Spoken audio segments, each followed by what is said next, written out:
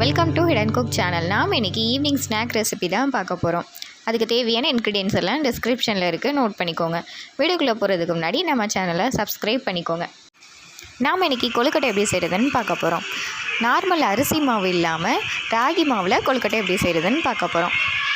அதுக்கு 2 கப் ராகி மாவு எடுத்திருக்கேன். கூடவே தேவையான அளவு உப்பு சேர்த்துட்டு நல்லா கொதிக்கிற தண்ணியை சேர்த்து மாவை மிக்ஸ் பண்ண போகிறேன். நல்ல சூடான தண்ணியில் தான் மாவு மிக்ஸ் பண்ணணும். தண்ணி சூடாக இருக்கிறதுனால மாவு மிக்ஸ் பண்ணுறதுக்கு கரண்டி யூஸ் பண்ணி மிக்ஸ் பண்ணிக்கிறேன். கை பொறுக்கிற சூடுக்கு வந்ததுக்கப்புறமா கையை வச்சு மாவை இந்த பக்குவத்துக்கு மிக்ஸ் பண்ணி எடுத்து வச்சுக்கலாம்.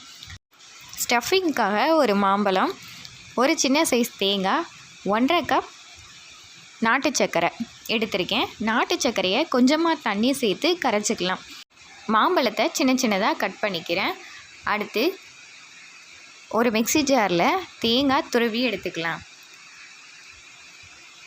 இந்த அளவுக்கு துருவி எடுத்துட்டு இப்போது நாட்டு சர்க்கரை நல்லா கரைஞ்சிருச்சு, அதை ஃபில்ட்ரு பண்ணிக்கலாம். அப்போ தான் மண் எதுவும் இருந்தாலும் ஃபில்ட்ரு பண்ணும்போதே போயிடும். ஸ்டவ் ஆன் பண்ணிட்டு நாட்டு சர்க்கரை கரைச்சதை ஒரு பாத்திரத்தில் வச்சுட்டு கூடவே துருவின தேங்காயும் சேர்த்து நல்லா மிக்ஸ் பண்ணிக்கோங்க.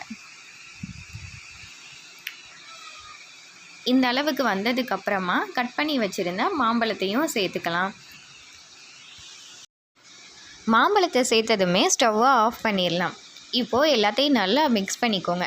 இந்த மாதிரி மிக்ஸ் பண்ணி எடுத்து வச்சுட்டு அடுத்து ஒரு மிக்ஸி ஜாரில் ஒரு கையளவுக்கு வேர்க்கடலையை பவுட்ரு பண்ணி எடுத்துக்கிறேன்.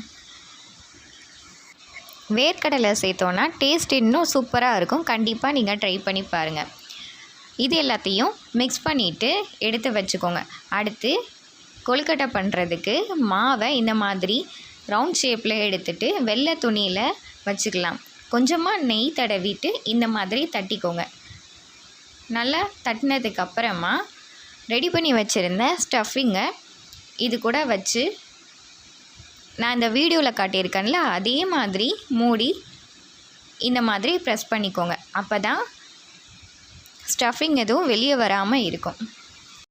இதே மெத்தடில் மீதமுள்ள மாவுலையும் ஸ்டஃபிங் வச்சு ரெடி பண்ணி எடுத்துக்கோங்க. ஸ்டஃபிங் உங்களுக்கு எவ்வளோ வேணுமோ அதுக்கேற்ற மாதிரி வச்சுக்கோங்க. இந்த ராகி கொழுக்கட்டை அரிசி மாவு கொழுக்கட்டை மாதிரி ரொம்ப சாஃப்டாக இருக்கும். ஸோ கண்டிப்பாக நீங்களும் ட்ரை பண்ணி பாருங்கள். ஈவினிங் டைமில் இந்த கொழுக்கட்டை ரெடி பண்ணி கொடுத்தீங்கன்னா வீட்டில் இருக்க எல்லோரும் ரொம்பவே விரும்பி சாப்பிடுவாங்க. ரொம்பவே டேஸ்டி அண்ட் ஹெல்த்தியும் கூட. இப்போ கொழுக்கட்டை பண்ணுறதுக்கு மாவு ரெடி பண்ணியாச்சு. அடுத்து ஒரு இட்லி பாத்திரத்தில் தண்ணி சேர்த்து ஹீட் பண்ணிவிட்டு இட்லி தட்டில் கொழுக்கட்டையை எடுத்து வச்சு மூடி போட்டு ஒரு 10 மினிட்ஸுக்கு வேக வச்சிடலாம். இப்போது சூப்பரான ஹெல்த்தியான ராகி கொழுக்கட்டை ரெடி ஆகிருச்சு. இந்த ரெசிபி உங்களுக்கு பிடிச்சிருந்துச்சுன்னா வீடியோவுக்கு லைக் பண்ணுங்கள்.